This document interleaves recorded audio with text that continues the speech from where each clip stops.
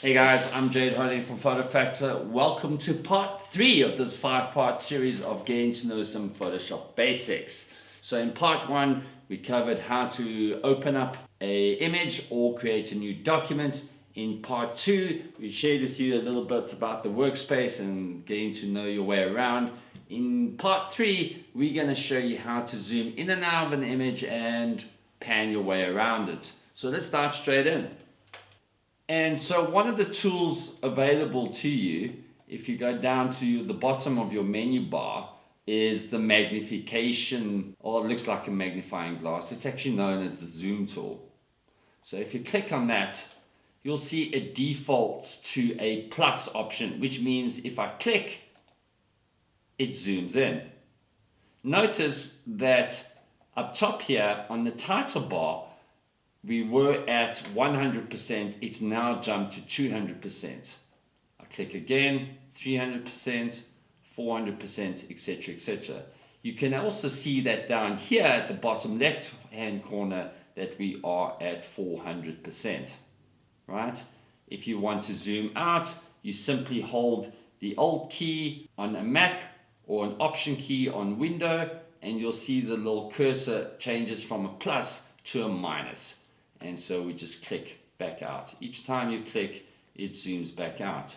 The other thing you can do is if you hold your mouse button down, you'll see it gradually zooms in, and you can zoom right in up until you see each and every individual pixel. That's a bit crazy. We don't need to go zoom right in. If you want to zoom back to the beginning, you just hit same story. You just hold down Alt on the Mac, Option on the Windows, and you can zoom right out.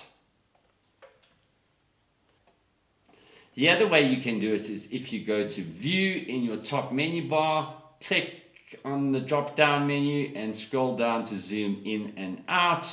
You'll see here you've got the option to zoom in and out, but it also shows you this is the symbol for Command on a Mac. If you're working in Windows, it would be the Control button. And so if you hold down Command or Control as well as the plus or minus key, it will do the same thing for you. So let's say, for example, you're busy working with the brush tool and you want to zoom in, hold down Command or Control, hit plus, and you also got the zoom option.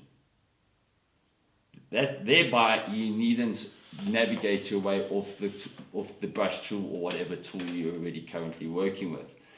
The other option, which is my favorite, and I'm gonna share lots of shortcuts with you because I love shortcuts, is if you hold down the space bar on your keyboard and hold down Command or Control, and you'll see your icon, or rather your cursor, changes to the zoom tool. And you can zoom in or out according to whatever it is you'd like to do. Simple.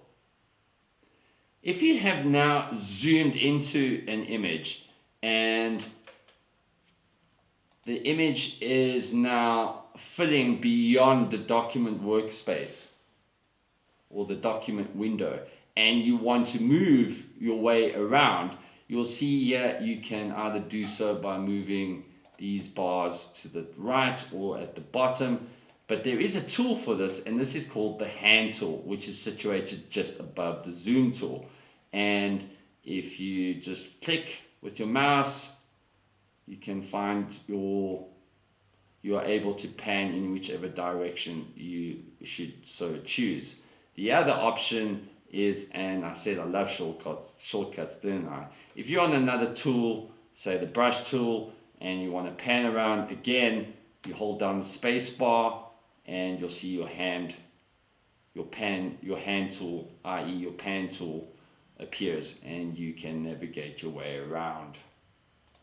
If you want to just go back to the original state, you can hit Command or Control 0, and that takes you back to full screen. Easy, right? I knew you would have no problem. If you've enjoyed this video, do give us a thumbs up and don't forget to subscribe to the channel. Stay tuned for our next video where we're going to show you how to undo a command, and you're going to get to know probably your life-saving tool in Photoshop, and that is the history panel. See you there.